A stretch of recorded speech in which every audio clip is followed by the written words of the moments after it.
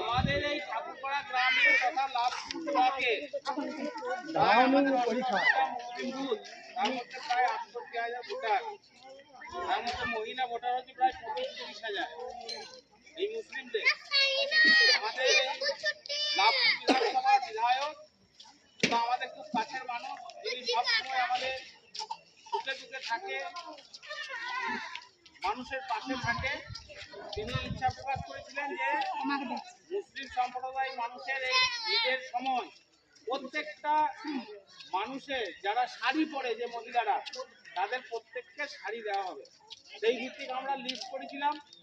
List করে আমরা সেই শাড়ি আমাদের বিধায়ক সাহেব পাঠিয়েছে, সেই শাড়ি আমাদের কাছে নিয়ে এসেছি। পরপর শাড়ি দেওয়া হবে। পরিবর্তন যদি আপনাদের কেউ ধরুন কম বয়সী আছে, কেউ মধ্য বয়স্কে আছে, আবার কারোর বয়স আছে, আমরা পরপর নাম ধরে শাড়িটা আপনাদেরকে দিয়ে দেবো। এবার হয়তো যার বয়স বেশি তার হয়তো একটা ছাপালো শাড়ি চলে গেছে, কিন্তু সেটা হয়তো দরকার একটা কম বয়সী মহিলা, আপনারা নিজেদের মধ্যে পাল্টাপাল্টি করলে এইখানে এসে এইটা পাল্টি দাও, ওইটা পাল্টি দাও, তাহলে একটা বিশৃঙ্খলা তৈরি হবে। আপনারা নিজেরা ঠিকঠাক দেখে নিয়ে সেইগুলোকে আপনারা নিজেরা পরিবর্তন করে দিতে হবে। কারণ আপনারা দেখলেন যে এই শাড়ি আমাদের এলাকাতে প্রায় 2বার নিয়ে আসা হলো। মান্নান সাহেব উদ্বোধন করতে গেল ইমামতলাতে, সেখানে ভয়েলের শাড়ি বেরোলো, আপনারা নিলেন না। আবার পাল্টি নিয়ে এলাম, আবার আপনাদের কাছে নিয়ে এলাম, আবার ভয়েলে বেরোলো, আবার বন্ধ করে দিলাম, আবার পাল্টি নিয়ে এলাম।